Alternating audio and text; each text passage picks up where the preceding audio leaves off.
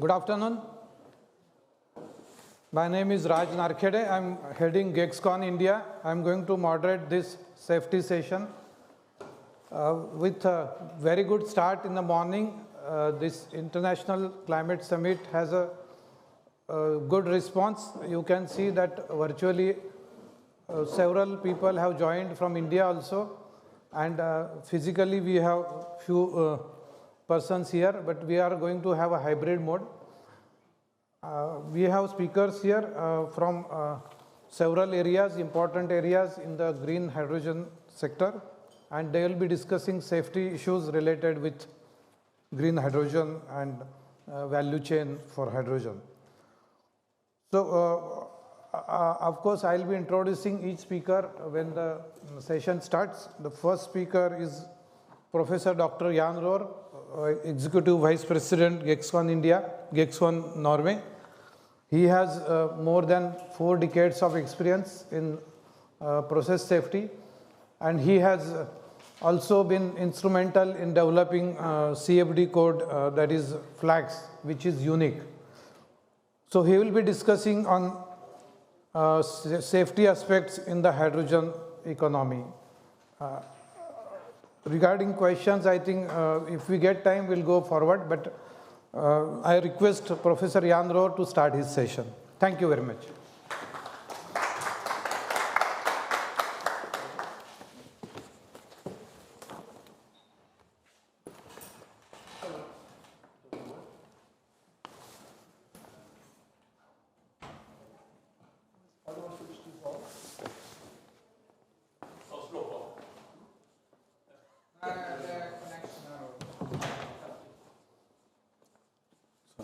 We'll have 1 minute. Let him mute this. We'll have 1 minute bite on safety. Okay now? Hello? Okay. Good. The title of my presentation is Understanding Hydrogen Safety, which is pretty wide. I think there is another presentation here with the same title, but different content, I'm sure. So, hydrogen and safety. How dangerous is hydrogen? It actually differs from other more familiar substances that we have been using in industry or are using still, and it needs to be handled differently. It is, as we know, extremely buoyant, 16 times lighter than air, rises 6 times faster than natural gas. It has an extremely wide flammability range, so it can be ignited almost independent of concentration in air. Hydrogen molecules are extremely small, so hydrogen leaks easily. It burns fast, much faster than hydrocarbon or most hydrocarbon gases. It has a very low ignition energy, which is about 10% of the ignition energy required to ignite hydrocarbon gases. We believe, or we think, that there might be a possibility that it can actually auto-ignite based on leaking out from very high-pressure reservoirs. I don't think that is conclusive as of yet, but it is a possibility. We need to gain knowledge and develop design and operating procedures related to hydrogen so that it can be implemented as an energy carrier without leading to unacceptable societal risk. Is it possible to show this short video that I have here?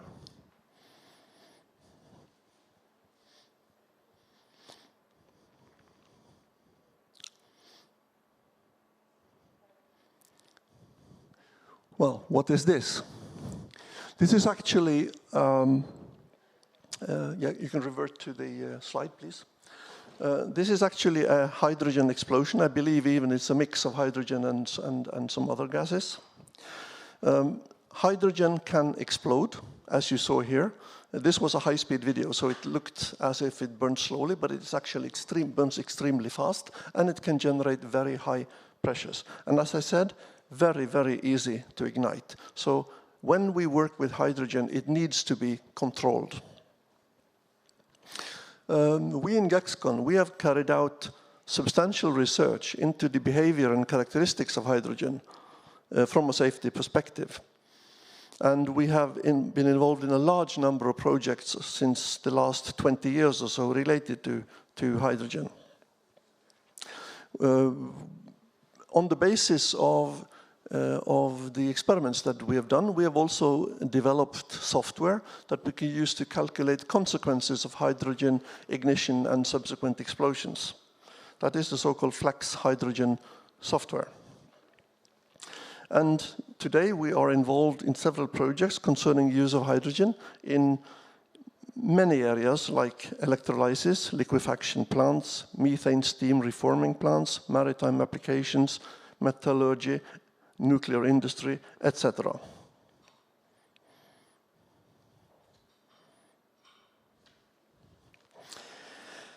However, we still don't know all we want to do, all we want to know about explosions.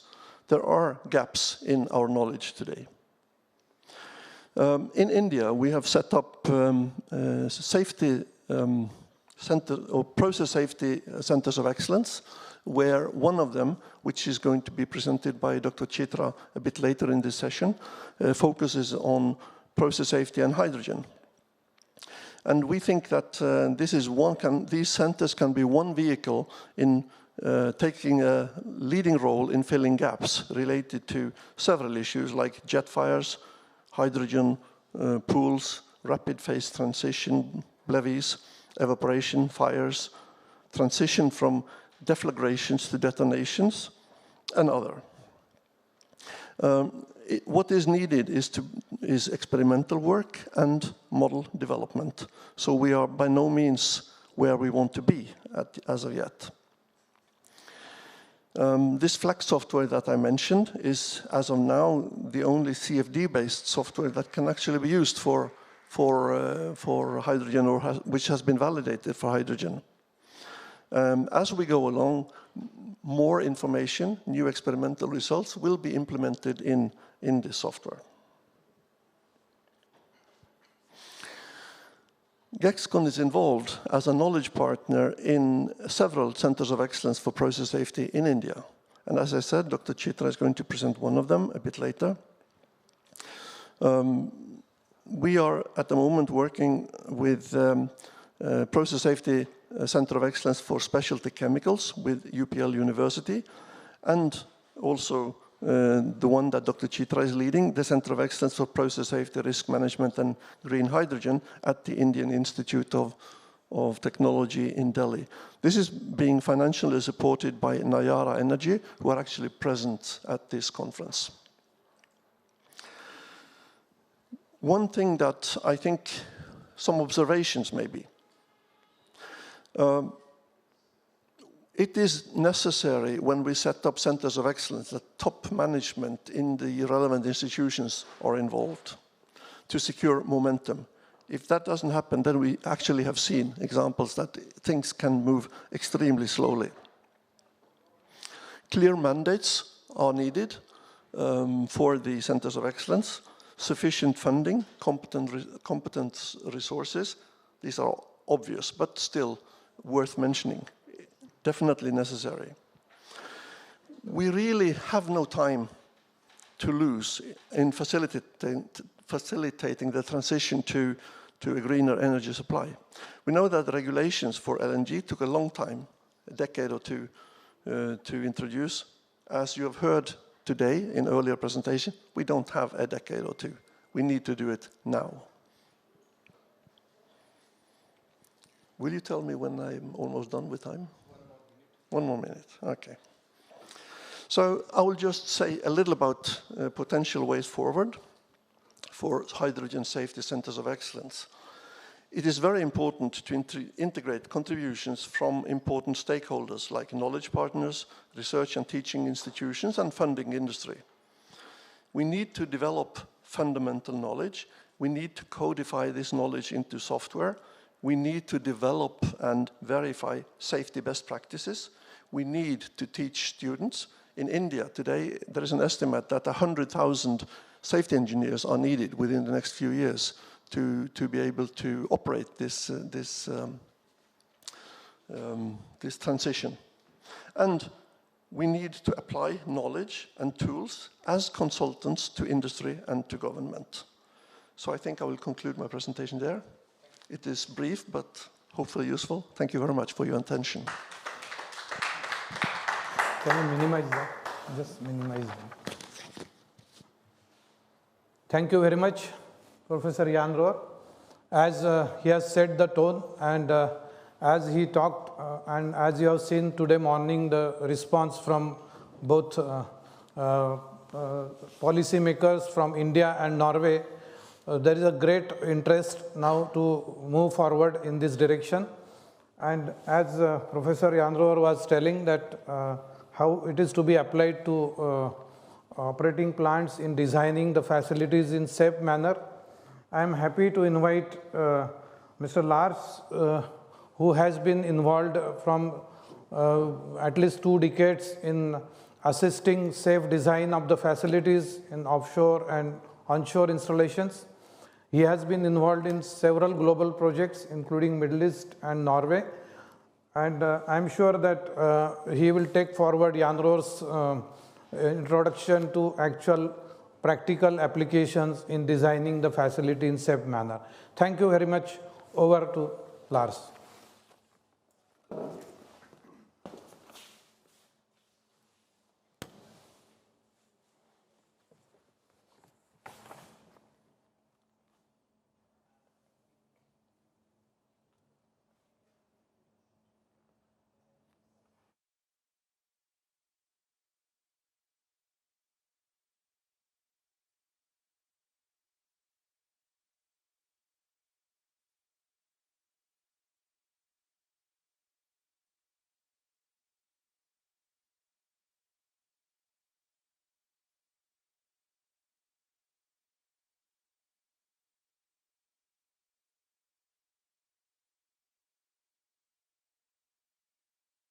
Me there?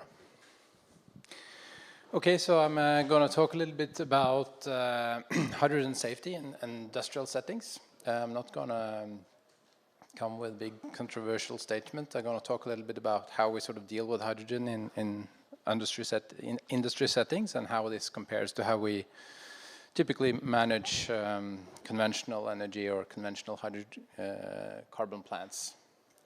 So, okay. So first, just the basics. I've given some sort of color coding here on the risk factors and the benefits. So first of all, hydrogen is non-toxic. It's very buoyant. It is a significant advantage, actually. So I'll go into some more detail on that. For the main sort of risk contributors, we have very wide flammability limits. So it means that when you release hydrogen, it will very easily create a flammable mixture. It burns very quickly. I'll go a bit more into detail about that. It ignites easy as well. So all of these are sort of very significant risk factors. And then there are a couple of other features that are negative, but perhaps less important when we talk about industrial safety. So on the buoyancy, I mean, normally when we do this risk assessment project, we are very focused on the major hazard events. So typically we make sort of analysis and calculation for events that have an occurrence of 1 for every 10,000 years. That's adopted by pretty much all the engineering and energy companies. When we have third-party involvement, we are even more rare events. So generally we are concerned about very large and rare events. So for the conventional industry, we're typically on the larger plants with large inventories and the potential for very large gas clouds. Typically, it's non-buoyant gas or neutral gas, so it can very well disperse along ground. On the right-hand side there, you see some pictures from some very large accidents. I'm not sure you can pick it out, but there's some indication of the size of these gas clouds, and they are massive, and that's because the gas is non-buoyant and it sort of creeps along the ground. So generally, we're typically concerned about these large large explosions and far-field loads. When we come to hydrogen, it's a little bit different. I mean, typically the plants are smaller and of lesser complexity. Simply because of the buoyancy, we would have less likelihood for accumulation of large clouds. And it's also much easier to understand where these clouds will form. They basically go up. So the concern is more about local entrapment. Anywhere in the plant where you have conditions where you can entrap the gas, and if it ignites, of course, then you can also get very high local pressure buildup. We do actually have fairly good tools to assess these considerations. I'm just going to show an animation of a hydrogen leak. This is a gas leak. Jan Roar talked about some of the conditions where it's more challenging, but most of the picture when we do this analysis, they refer to either gas or evaporating liquids. So we have tools that enable us to assess these implications. So reactivity. Hydrogen is very reactive, and that means that small gas clouds can generate quite high pressure. Compared to the conventional industry, we typically sort of look at plants and we have like a view where we see hazards. We typically talk about congestion density and these factors. If you switch to hydrogen, we might need to realign ourselves a little bit because you have a potential of getting higher explosion loads even if you have lesser congestion. But nevertheless, we have small clouds, so we're looking again at small local congestion regions and confined spaces.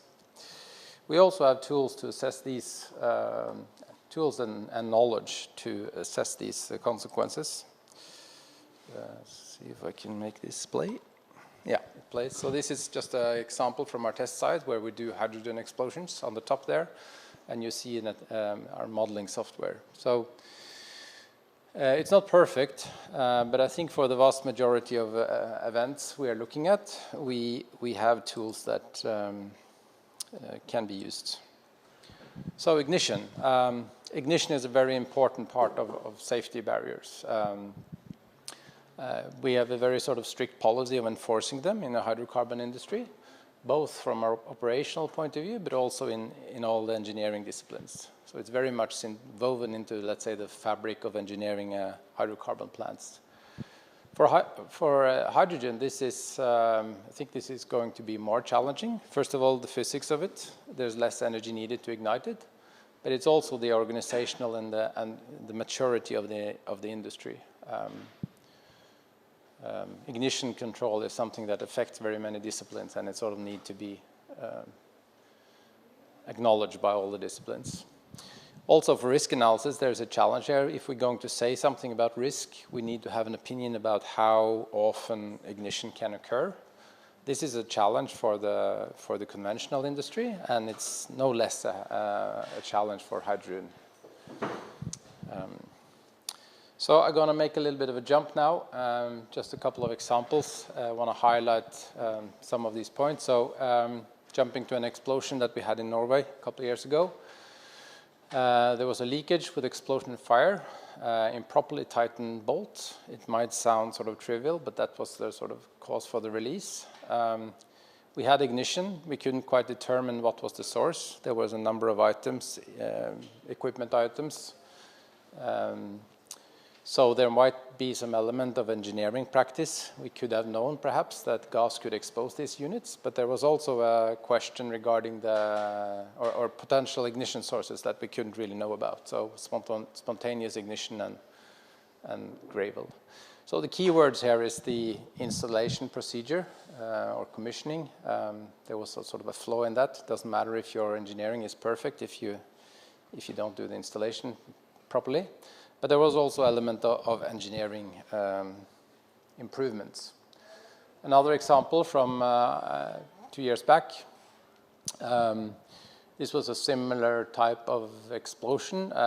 It was an unauthorized valve repair, so done by the maintenance worker. I'll not go into the details, but the key word here is basically the training and operational procedures.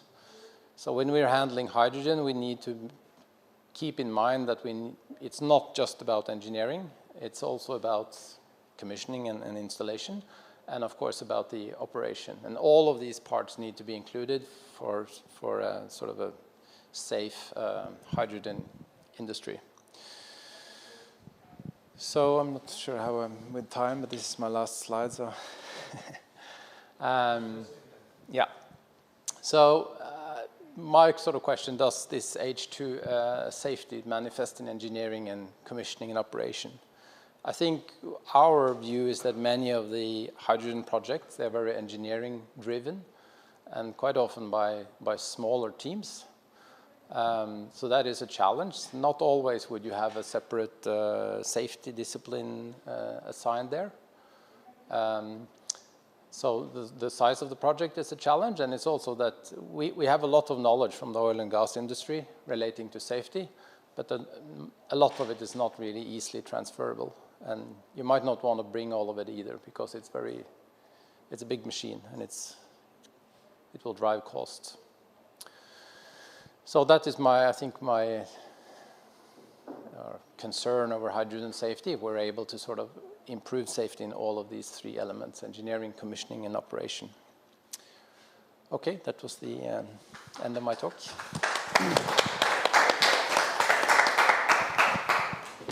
Thank you. Thank you very much, Lars, for taking the audience to practical aspects and designing the safer facilities. I'm sure this will take our audience and people who have joined from our India, they will get a good understanding on this. I will also request them, if there are any comments or there are any questions, just put on the chat box. We'll try to see and address those questions later on. Now, as with introductory session from Professor Janror and practical tour from Lars to using the concepts of safety in designing the safer facilities, I am happy to again take forward this to Mr. Nico, who is from Nicholas from GEXCON Norway, who has worked on very important project in France, which is really challenging, and I'm sure that he will, in next presentation, he will take us to the practical challenges faced by his team and the solutions given by him. Thank you so much.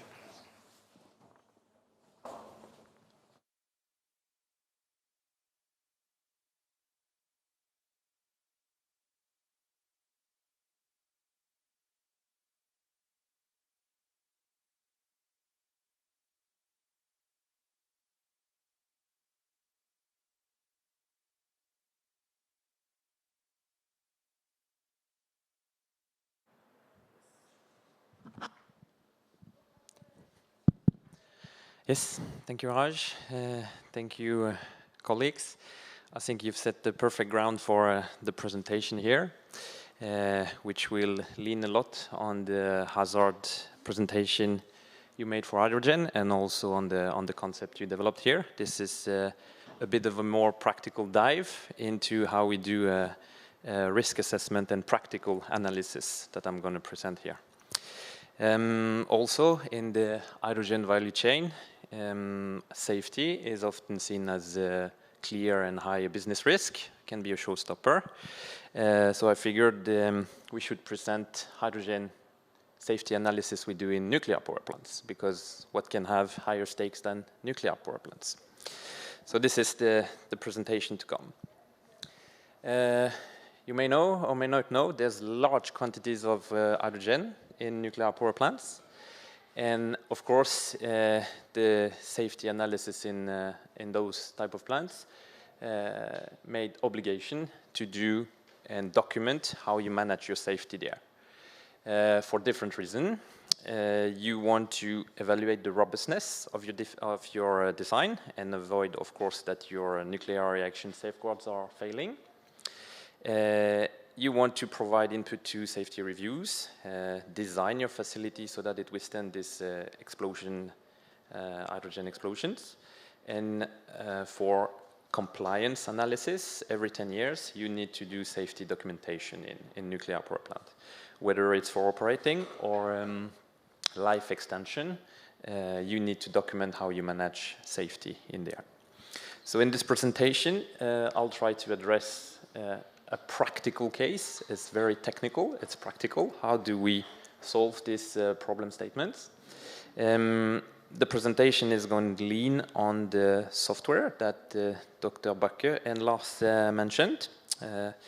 And also I'm going to get a little bit higher up, try to make you reflect on performance, safety performance, and also on design philosophy. How should we design facilities against the risk of explosion of hydrogen? Where is hydrogen present in nuclear power plant? It's present in 3 different streams. The first stream is a waste. Basically, you cool down a nuclear reactor with water, and this is so warm, this is so hot, this is radioactive. There's hydrolysis of water, and you create hydrogen from that. The second stream, this is pure hydrogen, so this is a control stream. This is a stream you use to cool down the generator and also to prevent corrosion in some part of the nuclear reactor. And the third stream is a different stream. This is diffuse emission.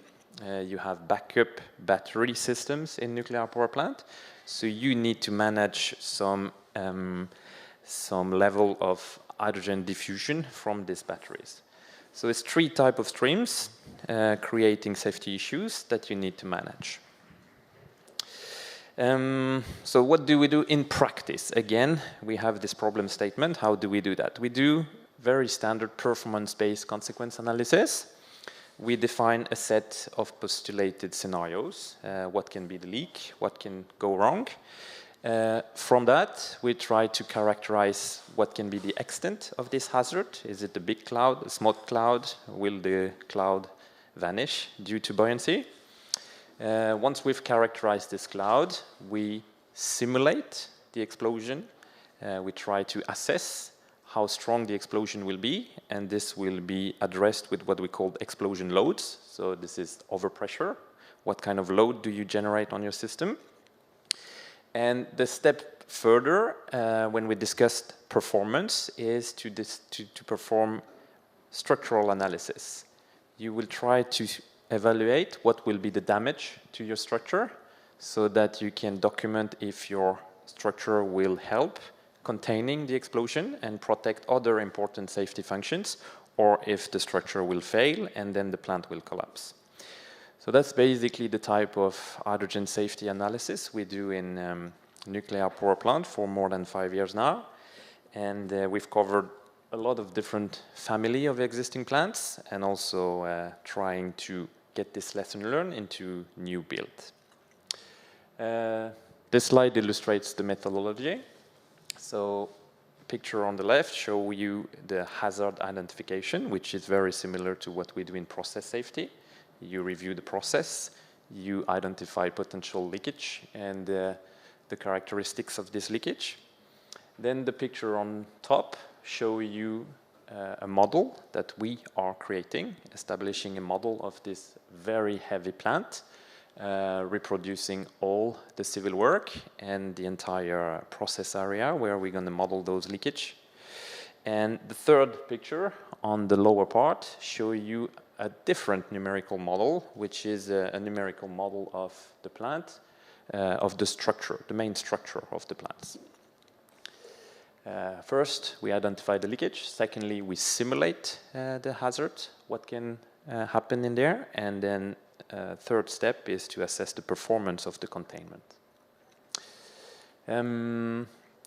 What does it mean to simulate the leakage? So this illustration shows you a leakage in a compressor room compressing hydrogen gas. So this is not per se the same type of installation you would get in this hydrogen value chain type of systems, but this is 100% similar. The simulation will assess how the gas cloud will build up in this room, under different, submitted to different external factors like the ventilation, the confinement, and other external factors that can happen. The curve in the lower part tells you, describe this gas buildup and tells you how big the explosion hazard can be over time. There are a lot of different configurations in nuclear power plant.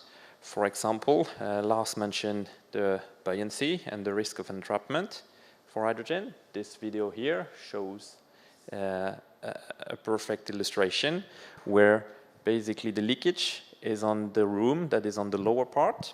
Try to show it on the screen. And then because of the buoyancy, the gas will disperse under the ceiling of the floor on the lower part and accumulate on the upper part, be transferred to the higher level due to some communication in the ventilation exchange. So the good thing with those simulations is that we can manage to show and illustrate and increase safety awareness by visualization of what can happen. The second case is the case I was describing with the battery, where here the problem statement is different. You want to design your ventilation system to remove the fraction of hydrogen that is created over time. And this is where our analysis come in to specify some number of air change per hours or design specification for these critical rooms. So yeah, you see how buoyant the gas is, then it accumulates in the donor room and then travels up and is extracted by the ventilation system. So it's a very helpful visualization tool. The next step is to model the gas explosion. Once we've characterized the gas cloud, the worst event that can happen in this room, we simulate the explosion and try to predict what kind of explosion load you would get in this hydrogen explosion. So the software we use computes the combustion, the flame, and then assess the loading level that you will get on your structure. So the accuracy of this simulation, especially the explosion part, is backed up with some tests we do. And typically for this study we do in the nuclear industry, we need to be very thorough in how we document the validation of this tool. So we support our studies with some experimental program that will create new knowledge. We test complex mixtures, new mixtures in the exact situation that we will use in the simulation and that they have in the plant to include this new knowledge in the software we're using. So this is an example of one of the tests.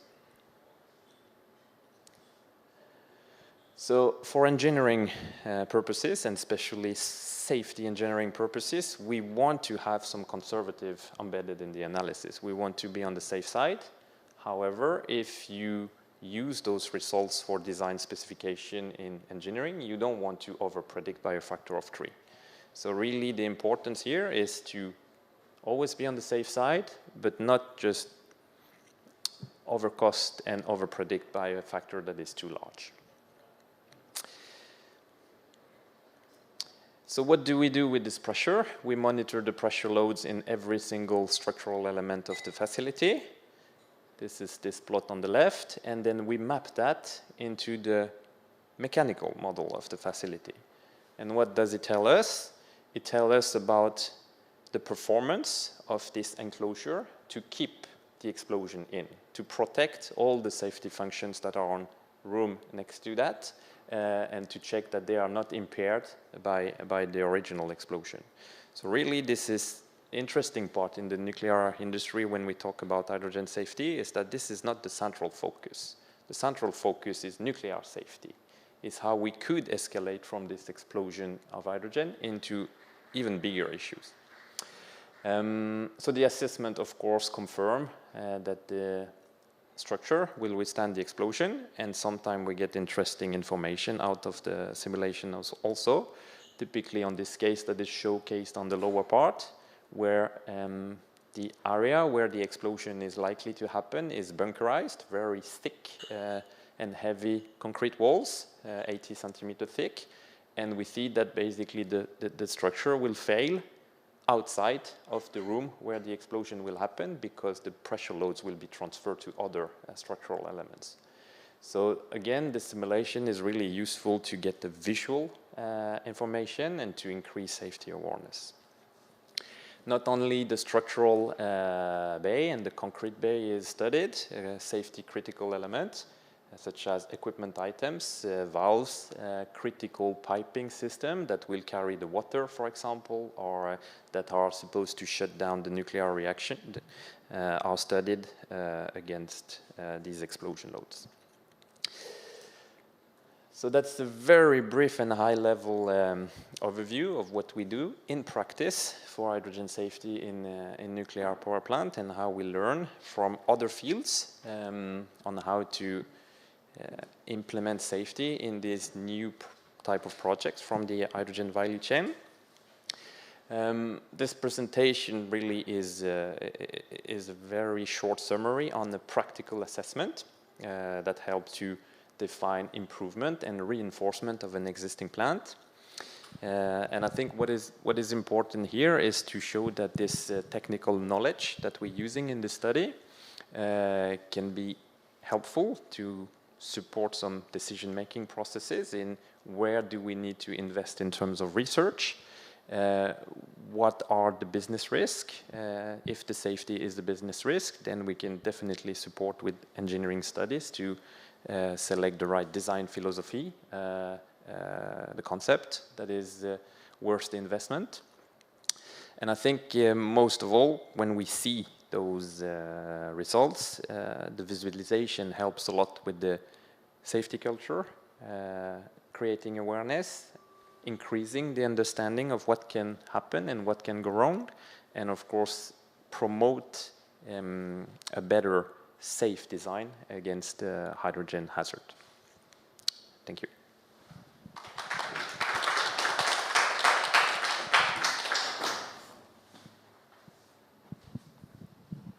And take your laptop.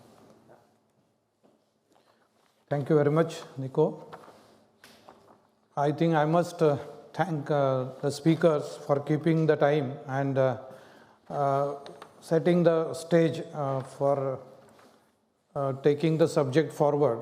As you have seen, after getting initial introduction, the two speakers have taken us to various practical applications.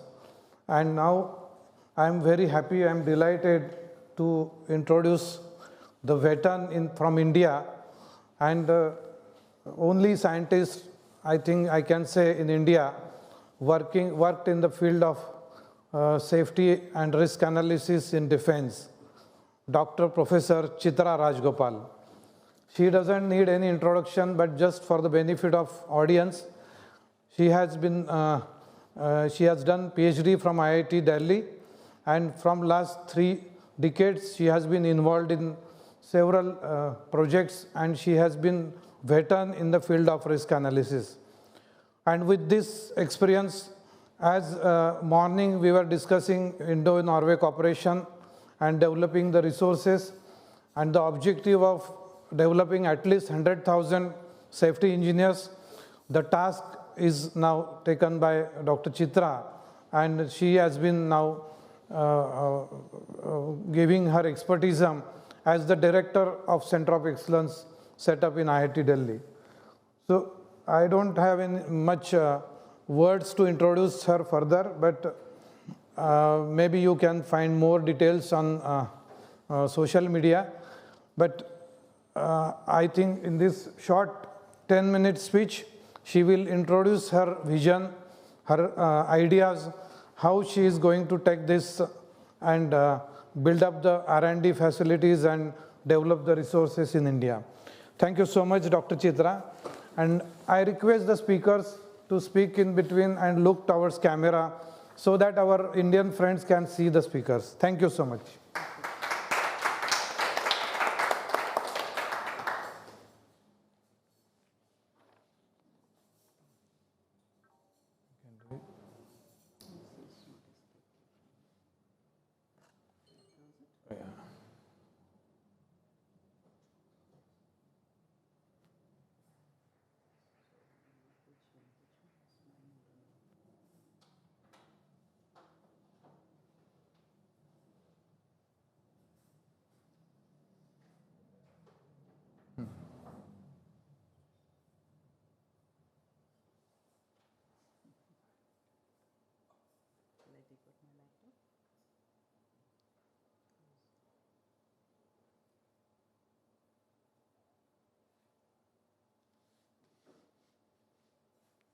Just bear for a minute.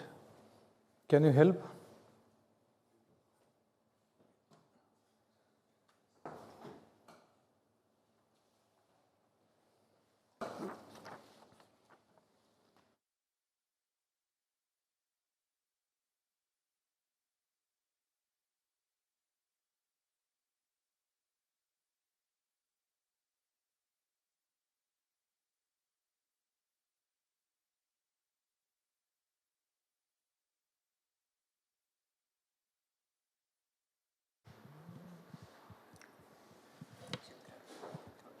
That one?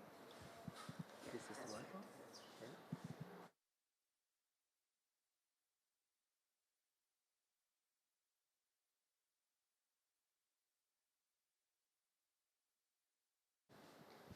Yeah, good afternoon. And thank you, Mr. Narkade, for a very kind introduction. The previous three speakers have made my task very simple. I think Dr. Handroer and we've been working together for quite some time since the COE started, and his two colleagues have talked about hydrogen safety, and they have also told you about the various tools which can be applied to assess various scenarios. We in India have set up a center of excellence in IIT Delhi, as Dr. Handroer had also mentioned. And this has been set up as a tripartite with the academic partner IIT Delhi, GEXCON as our knowledge partner, and Naira Energy as our initial industry partner and seeding partner.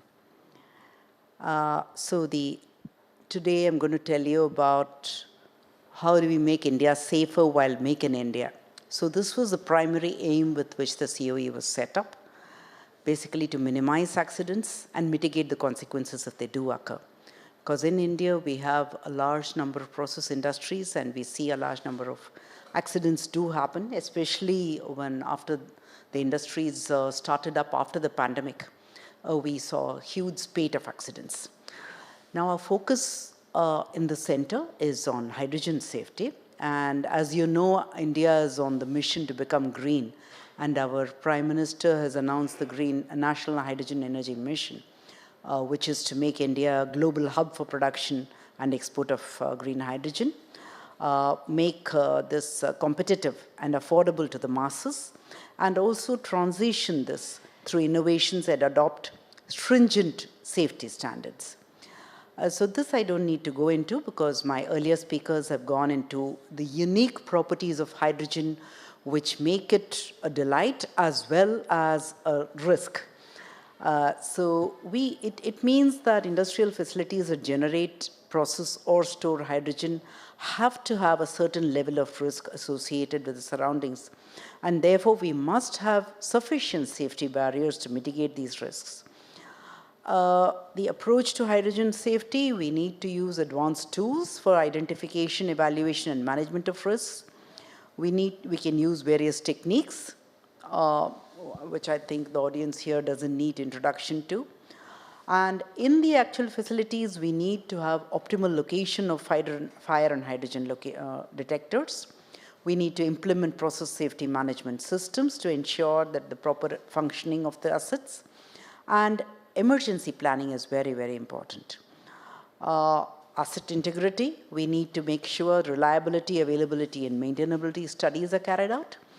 And then the tools for identification, evaluation, management of risks will ensure that we design intrinsically safe installations, which minimize the occurrence of accidents and establish response mechanisms for greater availability of the assets. So we need to give priority to the safety and risks throughout the life cycle of the project. And for this, we need the help of specialists. So hydrogen safety, as you know, is a relatively new endeavor. And we do not have sufficient knowledge about the critical safety aspects. And hydrogen-related accidents could trigger a negative response among the public. And the public's perception could change drastically with a single accident. And so if we want to have a successful adoption of the hydrogen technology and its deployment, then the safety issues have to be addressed. And it is with this in view that a Center of Excellence in Process Safety and Risk Management for a Hydrogen Economy was set up. And this is unique, and it was set up with academia industry knowledge partnership. And the focal areas are training, higher education, research, developing innovative solutions, and consultancy. So as I said, the partners are IIT Delhi with its world-class faculty and research facilities, FIT, the Foundation for Innovation and Technology Transfer, GEXCON Norway, as you know, more than 4 decades of experience in hydrogen safety, and they support us with their entire tools, advanced 3D tools and modeling, and the Naira Energy as a funding partner. So the vision here is to provide facilities, a world-class process safety institute, which will provide the facilities and tools to analyze and minimize accidents. And our mission is to promote process safety and all accidents as fire, explosion, toxic release related accidents, human capacity building. This is one of our primary aims because we need to have a whole lot of skilled manpower to deal with this new arena of hydrogen entering into the urban areas. And conduct research in safety of renewables and develop safety protocols and standards as well. Because although we do have hydrogen standards, but we do not have the protocols and standards for the kind of applications we are looking at. And we are also going to be handling new kind of equipment now, electrolyzers, for example, and various components of the hydrogen production systems. So we want to collaborate with various Norwegian and other universities and other top-ranking institutions for all these purposes. So our verticals are research and development in the area of hydrogen safety, developing and maintaining a database of accidents, offering consultancy, system safety analysis, process hazard analysis, risk management, safety audits, regulatory compliance, modeling studies, and then of course an accidents database studies. Also capacity building in terms of PhD and master's courses, virtual reality training, because we found that VR training is much, much more effective than a standard training course. Process safety risk management, advanced safety tools, and explosion science. And we also, as I said, want to adopt international standards and adapt it to Indian conditions. So the role of the different stakeholders is very, very important if we want to create an ecosystem for hydrogen safety in the country. And here the government and regulatory bodies, like the Ministry of New and Renewable Energy, Petroleum and Natural Gas, PISO, as well as the OISD, all of them have to play a role. And the gaps need to be articulated, and protocols need to be framed, and policies to meet the international standards. International support, both with Norway and we also exploring with other countries where we could have sharing of knowledge and collaboration and investment to support and develop a hydrogen safety tools, research and test trials, projects, as well as regulation of safety standards. And the role of industries and R&D centers and knowledge consultants is also very important. You heard a few of them in the morning today from IOCL, from NCL, ONGC. So they need to come out with their requirements, and then this will, and we can train their personnel, we can offer them consultancy. Then academic institutions, we are also already in touch with various institutions, and we also want to get in touch with others which are working like Mary O'Connor's in US, as well as we want to get in touch with Bergen and other universities in Norway.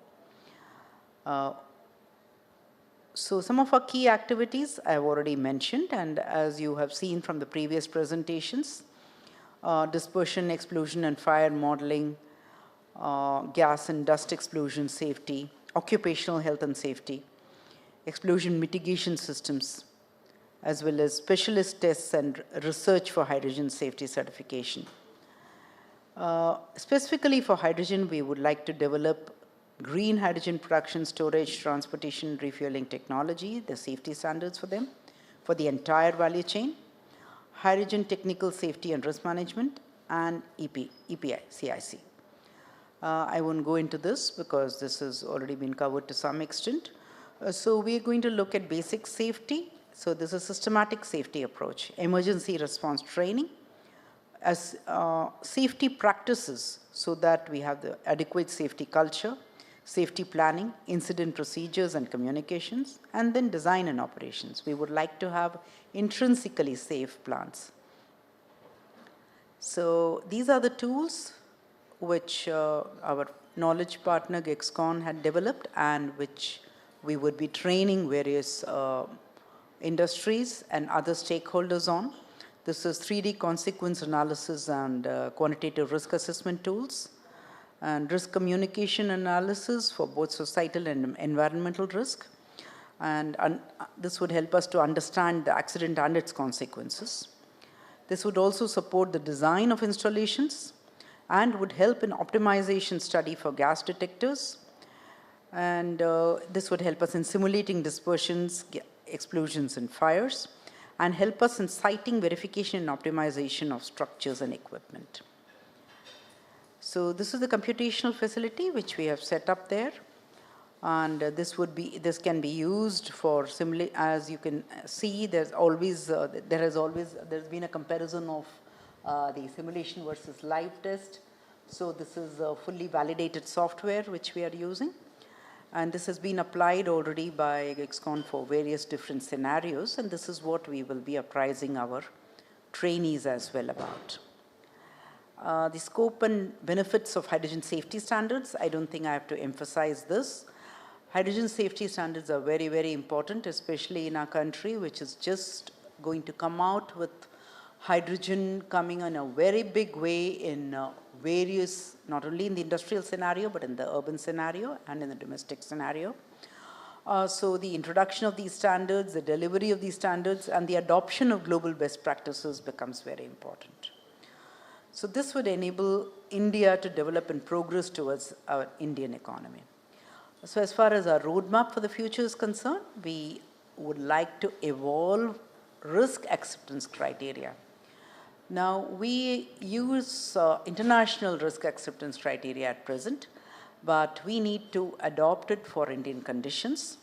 And this would help risk assessment. Once a risk assessment study has been done, they can compare the risk which has been calculated with the RAC and see whether any more preventive or protective measures need to be put in to bring down the risk to acceptable levels.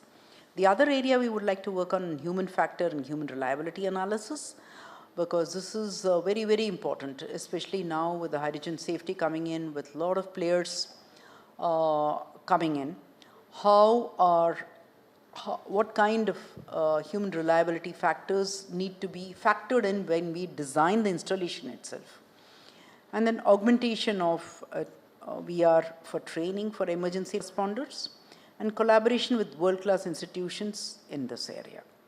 So guiding our Center of Excellence, our patron-in-chief, that is Dr. Saraswat, he is a member of Niti Aayog in the Government of India. Dr. Gupta, who is the chair of the ICS, he is a chairman of our governing council. We have our partners from GEXCON, from NIARA, and from IIT Delhi, and we have external members from EIL, Engineers India Limited, from NCL, which is a CSIR laboratory in India, Dr. Ramkumar from IOCL, and from Niti Aayog.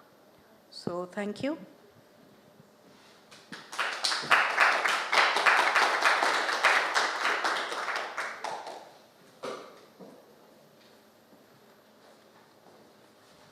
Thank you very much, Dr. Chitra. As you have seen, it's a big task to train and develop so many safety engineers in India, but nevertheless, the journey has started. And the important point what she addressed is risk acceptance criteria, which is really an important area where India is working. I also would like to tell that Dr. Chitra is also associated with ministry cooperation between Norway and India, and develop safety standards and regulations in India. So we have a break for 20 minutes. Before that, I just want to tell that I am happy to also inform you that our session is going as per schedule. And next speakers, you have enough time allotted and you can address all your points which in our next sessions. So with this, thank you so much. We'll break for 20 minutes. Thank you. Again, welcome back. I'm happy to invite now the area from India, which is known as area of warriors, that is Dr. Randeep Singh Saini. You can see he is coming from an area where more and more warriors are available and they have fought for Indian military. So Dr. Randeep, I was talking to him yesterday night and he was quite enthusiastic, ambitious on talking on standards and regulations. So he has a passion for that and I'm sure that we'll get a good introduction to his work and his vision on hydrogen safety standards. Thank you very much. Over to Dr. Randeep. Yeah, it is there.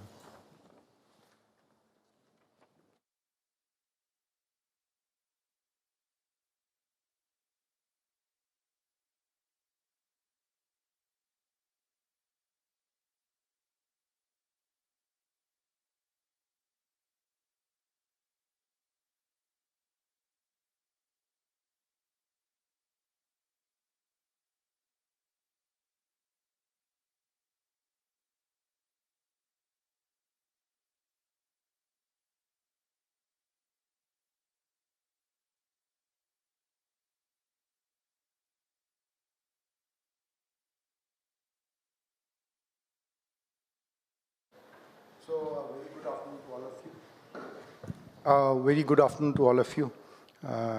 I will take just very few minutes. Dr. Chitra has made my work easy. She has already laid down the foundation of the ground realities I am going to talk about quickly. I am from Green Economy Initiatives and we are involved in many areas like proficiency testing. We are country's leading proficiency testing provider in fields of environment, food, building materials and all. And in addition to many other environmental areas. And we look forward to take some initiatives to push barriers away in hydrogen mission. And yesterday I visited Flam Railways and it was turned to hydroelectric in 1947. I was told nearly 75 years back, and I therefore congratulate PhD Chamber for hand-holding with Norwegian counterparts at the right time, because someone rightly said before that time is the essence. This is all what I have learned by going through. This is the Indian hydrogen landscape, and I have put it in this way, particularly to emphasize on that in spite of our best efforts, due to unconscious biasness, silos, somebody has used in the morning presentation, compartments or silos do happen. And it is very high time that if we want to move forward, particularly in India, so we break these different barriers at different levels, involve more and more people, and try to push the things further. Everybody is talking about more collaboration and other things. From the standards point of view, as Madam left, we also need to rope in Bureau of Indian Standards as well as National Accreditation Board for Testing and Calibration Laboratories. We need to put in more test centers for new energy carriers such as hydrogen and ammonia, and R&D centers for new storage materials.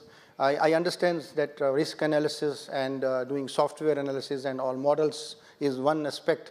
But when we are transferring the entire technology to India, if we do not have facilities to test the material and any kind of gases we have found over the last 20 years itself has been a very big problem in India. Even small gases, we don't have reference standards, we don't have calibration standards, and we don't have certified reference materials. So these are all the areas which we need to work into. And I found ISO TC 197 is already working on hydrogen technologies, and it has developed about 18 standards on it. And BIS is a member of it, is represented by CHD 6 Committee on Industrial Gases. we need to rope in these also, and 17 more standards are coming. I'm particularly sharing this thing, like these are a large number of standards there. See, we have seen the development of indigenous standards is taking very long time in India. Particularly, I'm from the field of environment. PM10 and PM2.5 standards, we have notified the limits, but it took us more than 5 to 10 years to notify the test methods for doing it. So when a large number of ISO standards are available, India can quickly move forward without losing time. Being a member of ISO, it can adopt these standards so that the countries which are coming to India, they are facilitated because of this. So I'm just to say that we need to widen the stakeholders is a common terms, partners and associates, roll down adoption of international standards, open test and RD centers, and push for the accreditation process. With this, because I have found over these years that this part remains very weak in the country. So if we parallelly are able to take it up, I think we will be able to make a more big difference. Thank you very much.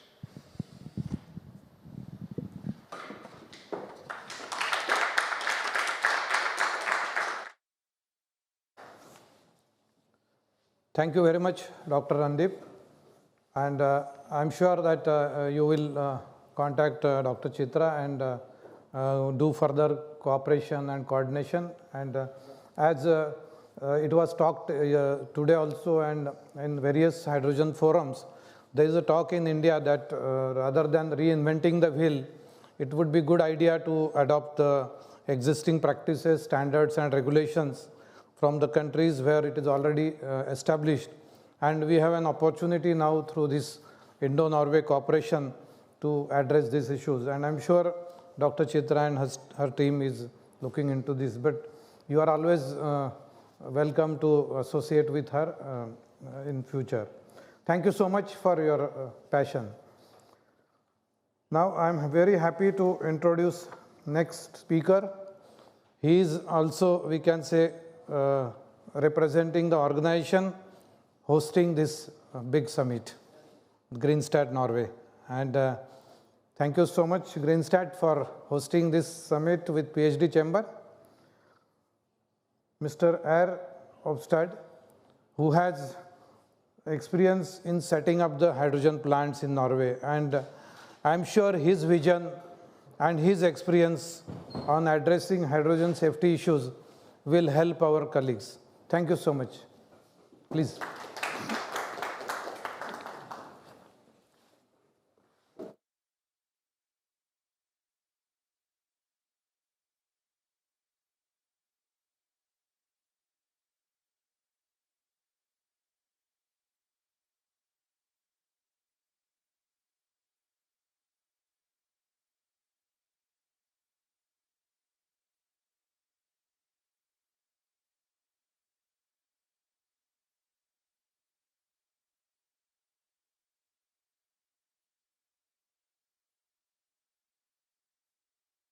Thank you also for nice presentations earlier. My presentation is titled Understanding Hydrogen Safety. I find it a bit bold as it's already been presented. And also because it's a very broad topic, so it's difficult to cover it all, but I've picked out some I think important messages when it comes to hydrogen safety that I want to put extra focus on and that I hope that you can take with you from this presentation. Understanding risk is always about understanding the threats and understanding the barriers and the physical properties of the gas so that we can avoid that it becomes an undesired outcome. And for Greenstat, this is, I think, one of the main focuses. We need to have safety by design, so we have to have a design that is as safe as possible. It's important to also understand the consequences if something wrong happens, but we want to, first and foremost, avoid those scenarios. So some of these properties are mentioned already. I want to put extra focus now on the uncontrolled leaks. So hydrogen have many extreme properties, so to speak, and we heard about them already, but some are good for the safety, some are not good, compared to methane that we are more familiar with. And now I want to put focus on the uncontrolled leaks and how these properties, extreme properties, changes with the concentration, and what that means to the risk picture. So the chain is like a leak that leaks out, and you have a dispersion and potential ignition. Then you can have a fire or an explosion, as you know, and then the potential damage from that, whether either it's to people or to structures. I will focus on this part. So, if you have a leak, how does it develop, and how are the properties dependent on the concentrations? Well, the concentrations can be modeled by different tools. You have the NFPA that gives you some tables. So you have HYRAM that can be freely downloaded and used. You have more sophisticated softwares presented from GEXCON today. Or you can also use some simple Excel tools. This is just to understand. And what I want you to take from this figure is that the region where you have high concentrations are very much smaller than the region with smaller concentrations. And these volumes with the high concentrations, they are important. These volumes can be estimated, and it can be you can estimate the mass and the energy in that cloud. And from this figure on the left, on the lower right side here, you see that if you increase the leak rate, if you double the leak rate, you more than double the volume with high concentrations. You also see that the volume with high concentrations decrease rapidly as the concentration increases. So I tried to put this together in one figure, these important properties, and compared it to methane. And on the left side, left y-axis, you see the combustion energy per cubic for both methane, which is the orange line, full line, and then also for hydrogen, which is the blue full line. And you see that that's comparable. The peak is comparable, but for hydrogen, it's shifted to the right, to higher concentrations. When it comes to the combustion energy, the laminar burning velocity that you can read on the right y-axis, you see that it's very much higher for hydrogen than it is for methane, and it's also shifted to the right.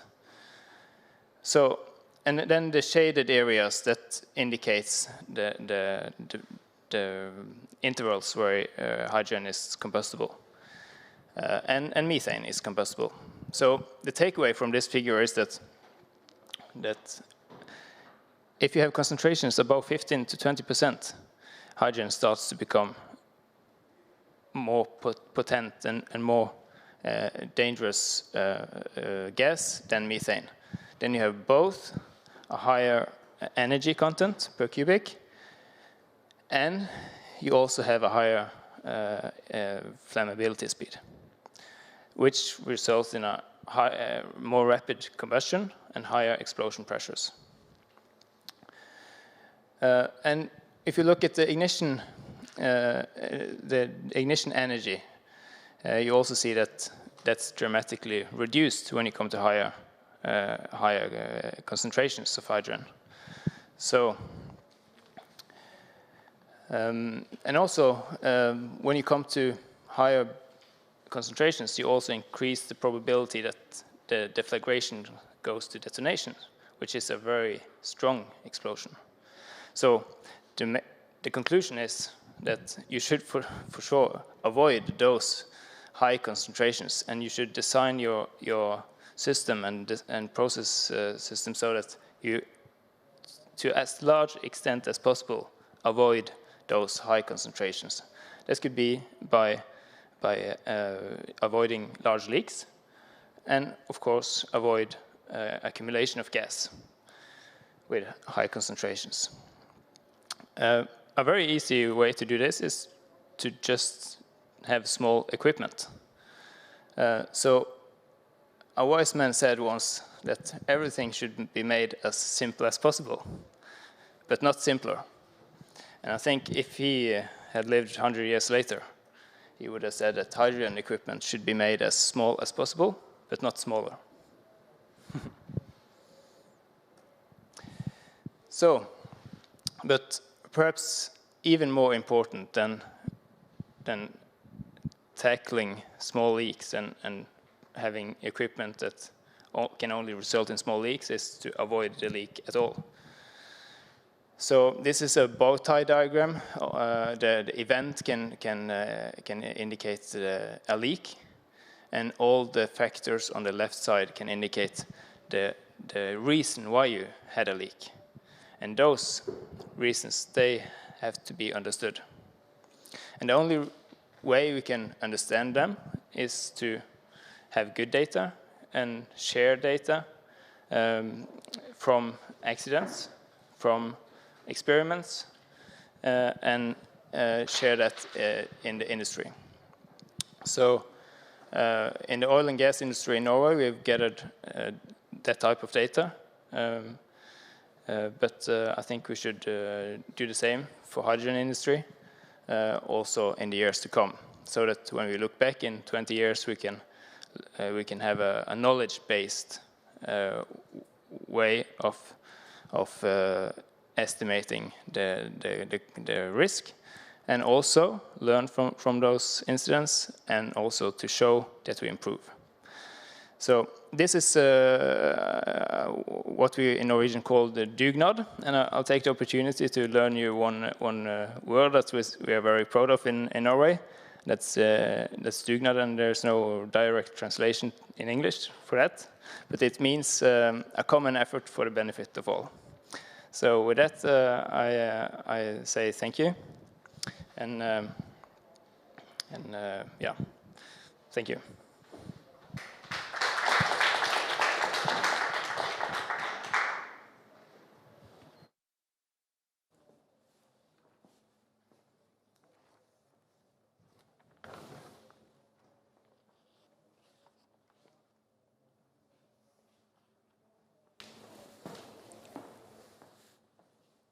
Thank you very much, Mr. Ayer. In fact, he was precise. He has followed the time very sharply. So thank you very much again for that. You can see he introduced two important things. One is the risk assessment and bow tie diagrams, which is the start of risk analysis process. And secondly, he also talked about various tools. So there are various questions may be raised, whether which tool is to be used and what place is to be used, how it is important, how it is effective.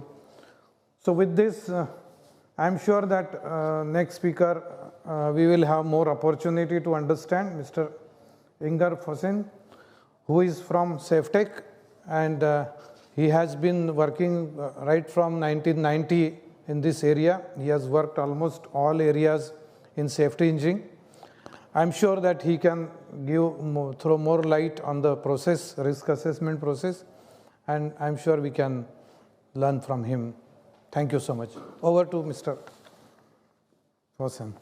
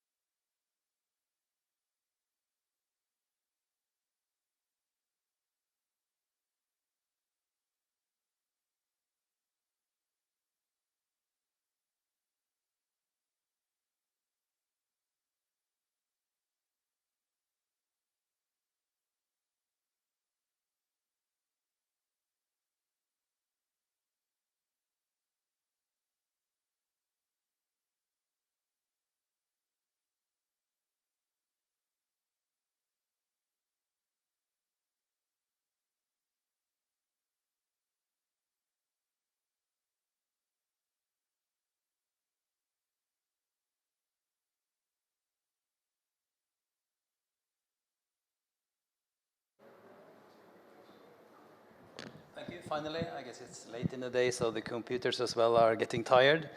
The good thing about speaking as the last speaker, I can use the whole afternoon, so relax and make sure you're comfortable. No, I try to be quick and keep time as well. So firstly then, good afternoon to you all.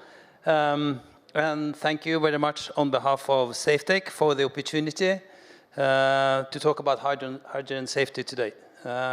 Safetec is a company with a global footprint. So let me switch the slide as well. And we have a long history in Asia as well, although our main activities still remains in Europe and mostly in Norway. Myself had the pleasure spending 3 years in Singapore, working in a multinational environment, and where I also met some Indian friends. I enjoyed in Singapore as well the Indian food. I really enjoy that.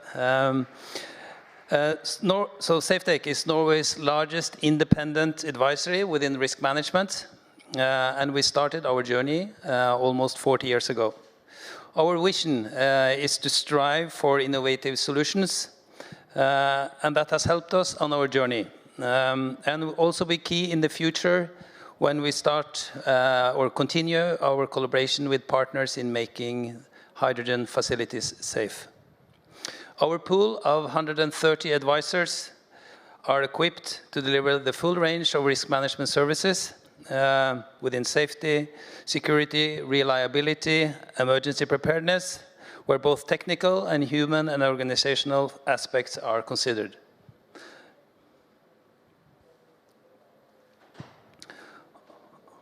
Also in my presentation, I will start with the bow tie diagram, so thank you for introducing to that one, Ida.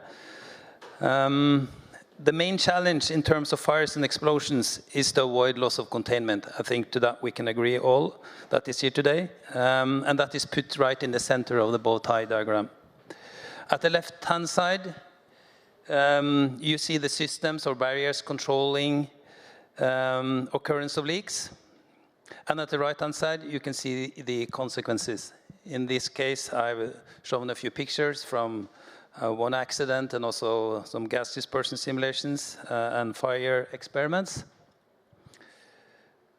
And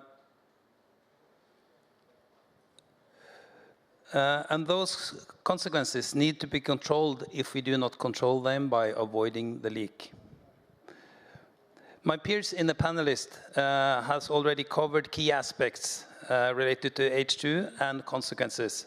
My objective is rather to make you focus on the left-hand side.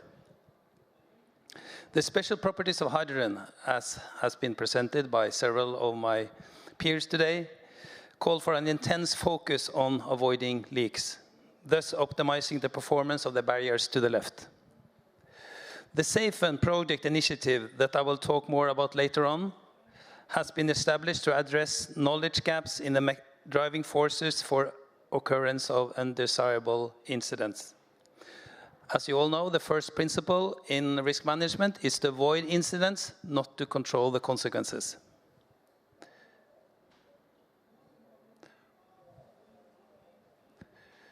Now looking at key aspects driving failure mechanisms causing leak from process facilities. We all know that humans make mistakes, even myself from time to time, but mistakes are not random. A pattern will emerge when you monitor barrier performance, and we see that across all industries. Errors can be reduced by understanding how and why they occur, which enable us to predict, prevent, and control situations in which errors are likely. This slide shows data from leaks gathered from the offshore oil and gas industry in Norway. The figures at the right-hand side shows the distribution of underlying causes according to detailed evaluation of accident investigation reports. Binding the data into technical, organizational, and operational factors, we see that causes related to human factor constitute about 2 out of 3 incidents.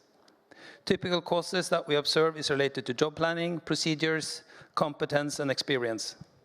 So based on the data from the oil and gas industry, we know that these types of causes should be the main focus for us to mitigate. Monitoring and investigation of leaks in the oil and gas industry in Norway, and also including UK, has led to an understanding of how to eliminate failure modes. And there has been a significant decreasing trend in observed leaks over the last 30-year period, which can be seen from this slide. To exemplify that design and human factors matters, let us have a closer look at flanges. At the left-hand side, you can see two types of flanges used in industry. One of the reasons why the number of leaks per year has decreased is the efforts made to reduce the occurrence of leaks related to flanges. Erroneous installation of gasket or erroneous bolt tensioning frequently play an important role. In fact, the data tell us that all recorded leaks occurring at the Norwegian continental shelf could have been avoided if the flange had been installed and operated correctly. This applies to all types of flanges used in the industry, and it's reasonable to claim that this is the case for hydrogen facilities too. Isn't that an amazing finding?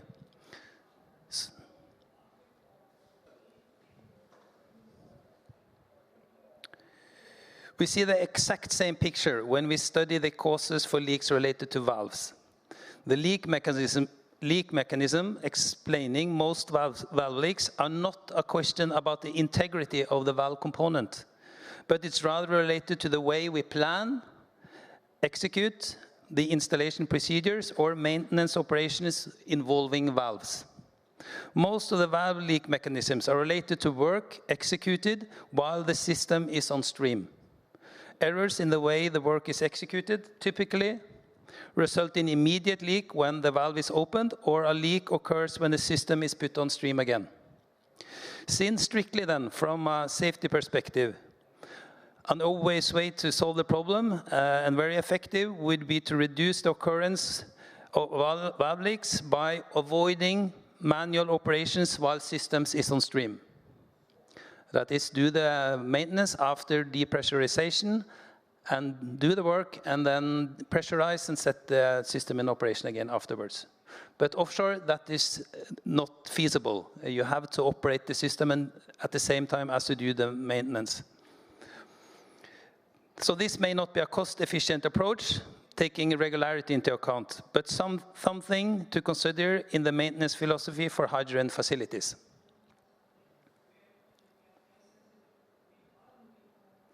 No switching to the ignition control barrier. On one hand, there is gaps in our understanding of the possibility for ignition mechanisms specific to hydrogen, materializing in areas designed for explosive atmospheres. We know that very small energies could initiate combustion of hydrogen, as my peers have presented earlier on today, and physical processes not relevant for hydrocarbons could easily ignite hydrogen. This is exemplified by the recently executed project by GEXCON under the SHIFT project, where it was demonstrated that liquid hydrogen mixed with water ignited without any apparent source of ignition present. This will be investigated further in the future. On the other hand, historical incidents shows that ignition of hydrogen incidents could be explained by known ignition mechanisms that is possible to mitigate. Moreover, not all hydrogen leaks do ignite. The largest known hydrogen leak occurring in Norway did not ignite despite the leak filling a big enclosure with gas. Although we know from historical incidents and experimental work that hydrogen is prone to ignition, we believe we can learn how to improve our ability to control ignition mechanisms. An aspect where there is room for improvement are the way we define and use hazardous zones for installation and use of equipment. A gas cloud can, in an accidental situation, easily extend beyond the hazardous area classification, which is usually based on really small releases, but could be very different in an accidental situation. Hence, application of equipment certified for use in explosive atmosphere should be considered also outside the hazardous zone classification. Furthermore, for the same reason, effective non-EX ignition sources, such as vehicles and tools used under maintenance, should be avoided or operated only at a safe distance.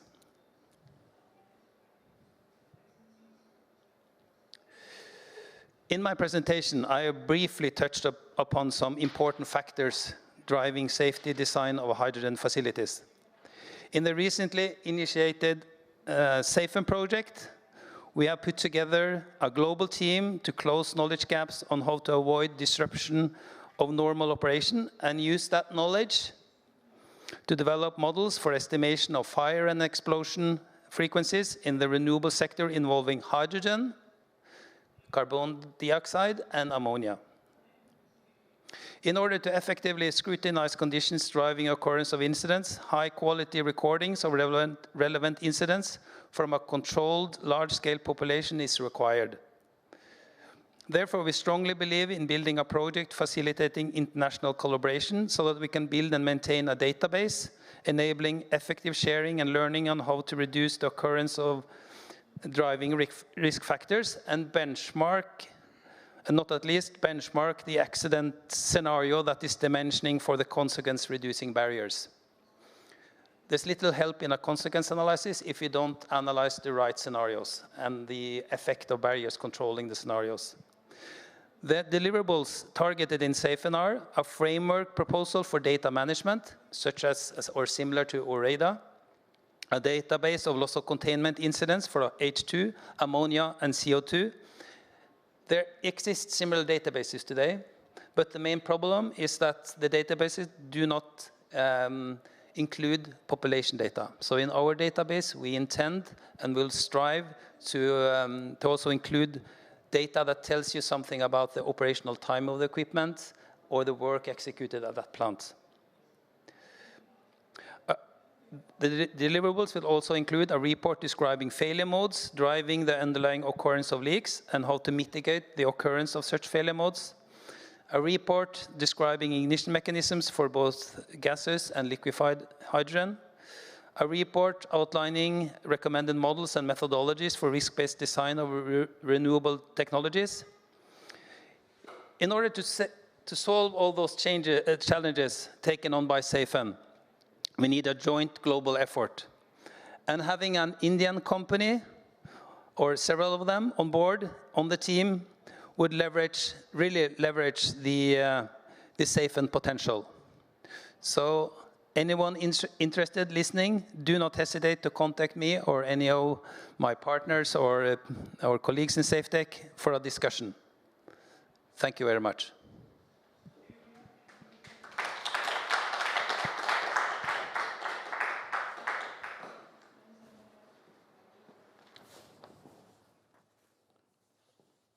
Thank you very much, Mr. Inger.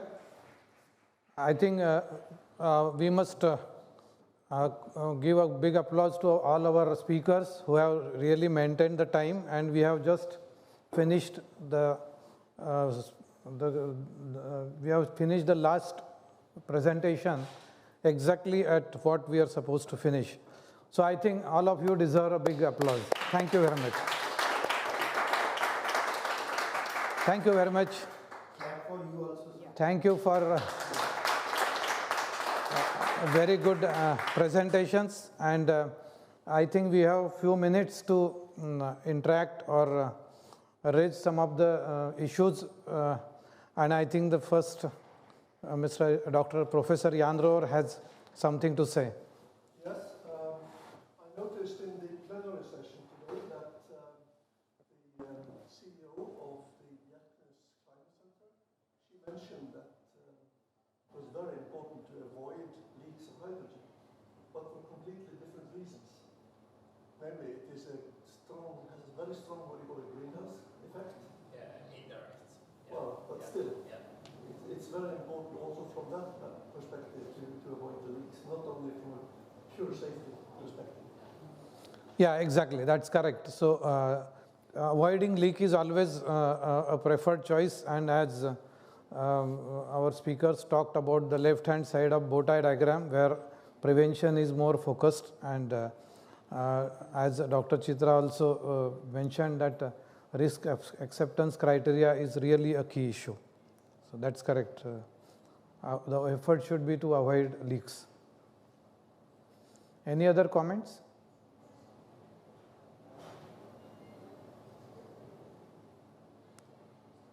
Dr. Chitra, you want to make any comment?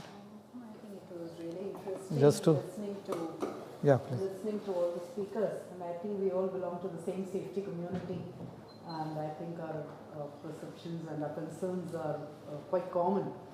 So probably we could interact with each other, have exchange our possibly our email addresses, and keep in touch, so that whatever work we are on, we can maybe collaborate in some of the areas. One of the areas which I can think of straight away is the database, because we just do not have an adequate failure database or an accident database. In process safety, in any other industry in India, but specifically for hydrogen, we just do not have. So whatever little data we do have, I think we should start gathering that right away and sharing it. That would be very important. And also, as far as tools are concerned, I think we do have a lot of tools, but probably the users do not know which to apply where. So that awareness building is also very essential. So training programs and sensitization programs, that also if we can collaborate and organize, that would be great. Thank you so much. Can we have a photograph? Yeah, sure, sure. So before I formally close the session, I'm again, I'm grateful to all of you for nice presentations, keeping the time. I'm also grateful to our audience connected on virtual mode. Thank you so much for your patience hearing, and after some time you will be joining the panel discussions. So I hereby announce that the safety session is now over. Thank you so much. All panelists, please come forward so that we can have photograph.